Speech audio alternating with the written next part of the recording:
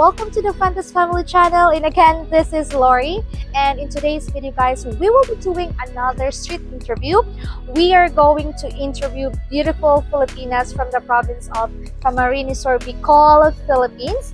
We will be asking them, guys, if is being a virgin before marriage still important to Filipinas? So we are going to find out, guys, soon what are their answers. But we would like to thank you guys for the love and support that you are giving to the channel. So a couple of days ago, we finally reached 5,000 subscribers. So we are very happy. We are very thankful, guys. Thank you so much. Thank you. So yeah, and also, guys, please do not forget to like this video.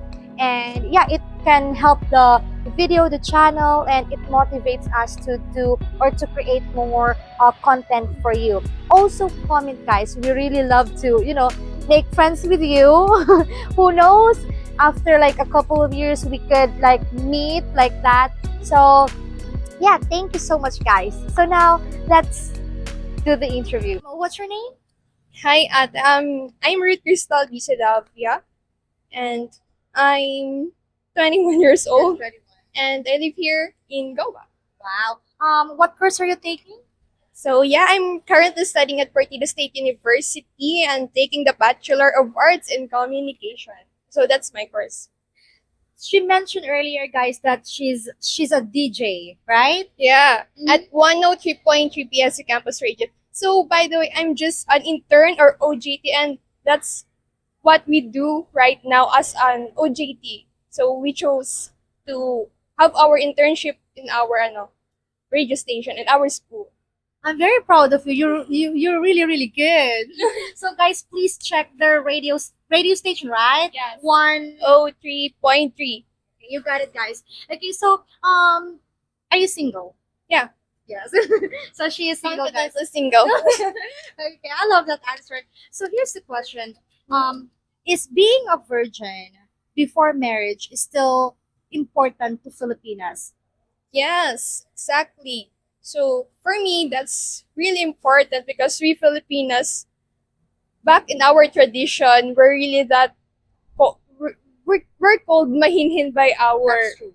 by different people or foreigners because it's like we're very, what do you call that? What do you call that? Maiden. So we are those great, one of the gracious and very careful women in the world. So actually, I'm proud to become a Filipina, but sadly, sometimes those Filipinos forgot that kind of norms that they still need to preserve their virginity or purity before getting married to someone. Because yes, as a Christian also, it is also written in the Bible that we should always preserve that kind of thing because there is always a time for everything. So in my opinion also, I agree with that because I think that it's something really right, and we should always remember and take note with that. What's your name? I am Shari. Sherry. Okay, nice to meet you, Sherry. And how old are you? I'm 22. You're 22. Okay. You're studying, right? College? Yes. What course? In elementary. Elementary education. So Sherry is going to be a teacher. She's gonna be teaching kids. That's wonderful. Sherry, you're single, right? Yes. So she is a single. Sherry, here's the question: is being a virgin is still? I mean, is being a virgin before marriage is still important to Filipinas? For me, being a virgin is very important because virgin is your best gift to your husband. So your answer is yes, right? Okay, that's wonderful. I definitely agree with you. Yeah. What's your name? My name is Janine Baduria. Janine. Oh, that's very cute name. Nice to meet you, Janine. And how old are you? Turning 22 this coming August 4. And what is your course? Medtech. MedTech. What is that? Kami po yung mga nagtetest ng mga sa laboratory. Oh, so they're the ones who's testing from laboratory. Okay. Are you single? Yes. Oh, so Janine is single. I think it's because you're focused on studying, right? Medyo. She said a little bit. Okay. Here's the question: is being virgin before marriage is still important to Filipinas? Yes or no? Yes. Why? Because ito yung pinaka magandang regalo para sa mahal natin. Okay, so what Janine said is it's because this is the best gift that she could give to her partner, right? Okay, well that's very wonderful. I mean that's good answer, beautiful answer. What's your name? Savaya. Savaya. Wow, that's a very sexy name, Savaya. Nice to meet you. Nice to meet And how old are you, Savaya? 22. 22. Wow, very young. Are you single or taken? Single. So she is single. Okay, so Savaya, are you studying or not? Yes. Yes, you are. What course are you taking?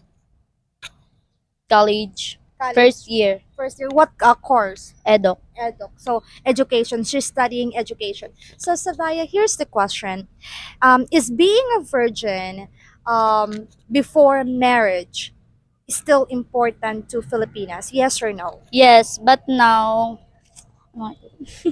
Yes, but now. kasi sa panahon ngayon, kung mahal mo ang isang tao, tatanggapin mo. May mga, may mga taong nakaka-experience ng rape, tapos, yun. Okay. So she said that nowadays, if you love the person, then yeah, that's the most important thing, right? Yeah. If you love the person, whether you are virgin or not, as long as you love the person, that's the most important thing. That is correct. I will agree with that. Yeah, because who knows? Like for example, yes, you are virgin, but you don't love the person. That's not nice, right? Yeah. Okay, that's not good. Like that's like the worst. But anyway, she also said that it's because nowadays there are people that are, they are let that's just like what you said, there are some people that are got raped. So yeah, like even they wanted to preserve their virginity, they can't do anything, right? Yeah. Yes. So as long as you love the person, that's the best, right? What's your name? I'm Christine. Christine. Nice to meet you, Christine.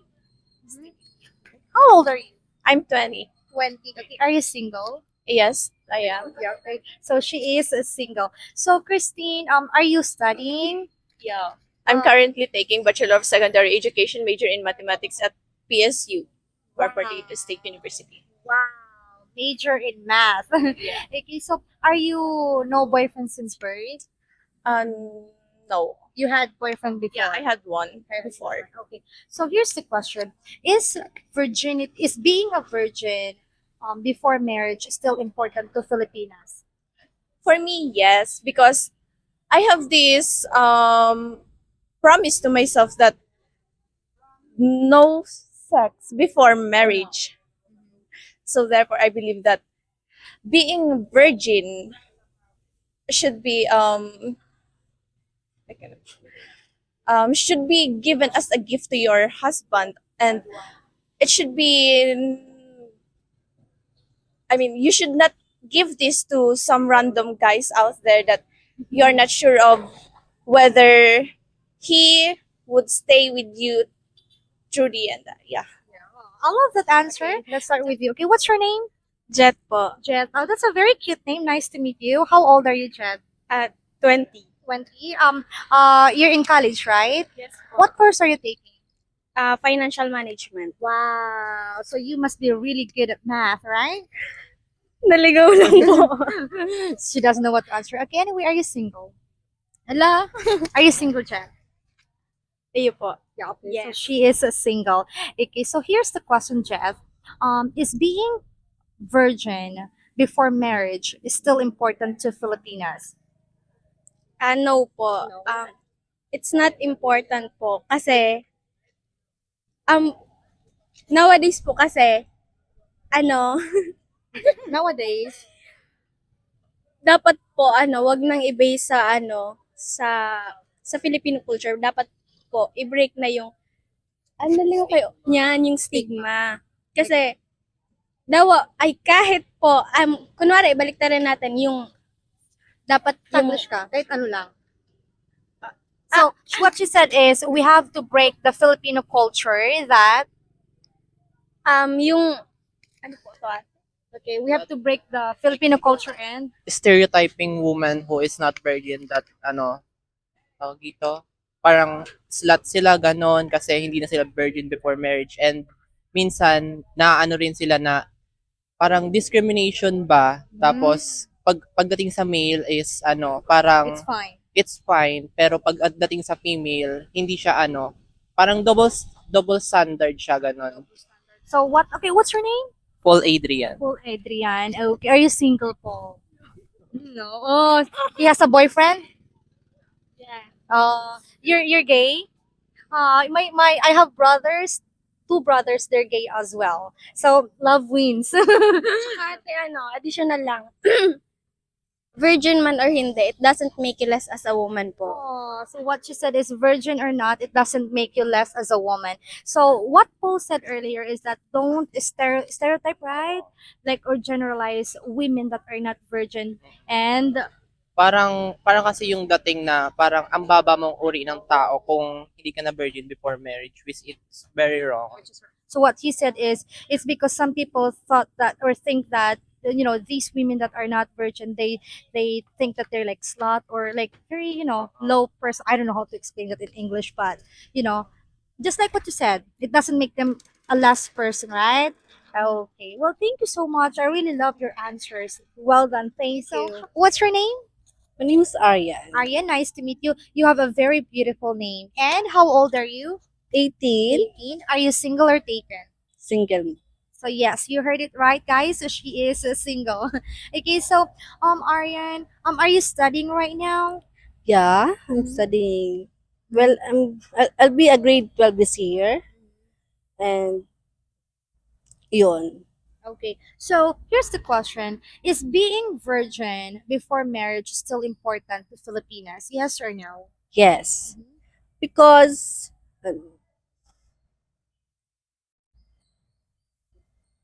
it is a best gift to your husband. Kasi no matter in your past, kahit anong mangyari sa buhay mo, oh my God. As long as you're virgin. Yeah, as long as you're virgin, it's the best gift to your husband because ito lang yung kaya mong ibigay sa kanya. That is true. Yun lang. Okay, thank you. That's a very, wonderful answer. I love that answer. Actually, a lot of women, a lot of Filipinas also said that, the same thing. What's your name? Jenny Lim Dizon niya. Jenalyn. Okay, nice to meet you, Jenalyn. That's a very nice name. How old are you? 18 po. 18. Wow. Are you single or taken? Single po. Oh, so you are single. Are you studying? Yes po. College? Incoming college. You're gonna be you'll be studying in college this school year. Yes. What course are you going to take? Eduk or in tourism. Pero di pa ako nakapasa. So, what course are you going to take then? Eduk din pero major in PE. Oh, so she will take education major in PE this school year. Well, congratulations. Okay, so here's the question. Is being a virgin before marriage still important to Filipinas? Yes or no? Yes or no? Yes. Yes. Why? Kahit Taglish. Hindi ka na magaling dumanin. Okay, why? Because virginity. Virginity. The- It's okay. It's okay. Virginity is what? It's important to reserve to future husband because Because piling Yeah. Tagalog. Dahil mas maganda pag yung virginity mo i-reserve mo sa magiging tunay na asawa mo kasi kung naano ka na ng iba tas garo pangit garo doesn't look good. mm, Okay. So what she said is that it would be, her answer is yes because that's the best gift, right? That you could give to your husband, right? yes. And it's not good like for her it's not good that a lot of there are you already did it a lot of times, or whatever, but it's better if you are virgin, right? Yes. And reserve it to your future husband, right? Yes. Yes. Okay. Well, thank you so much for having this interview with us. Salamat. I definitely agree with you. That's really like the best thing that you can, give to your future husband. Yes. I have another question. Do you think there are still like Filipinas that are, preserving their, virginity for their future partner? For me, yes. Ano, There are still.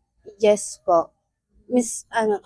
Lalo na po yung mga NBSB, karon no boyfriend since birth. Tas nagkakaano lang po sila pag first jowa or first garo.